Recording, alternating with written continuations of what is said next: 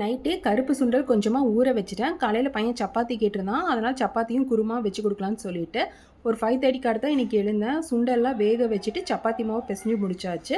ஒரு 6:30க்குள்ளலாம் குருமா எல்லாமே முடிச்சுட்டேன். அவங்க காலையில் இதுவே டிஃபனாகவும் சாப்பிட்டுட்டு லஞ்சுக்குமே எடுத்துகிட்டு போயிட்டாங்க.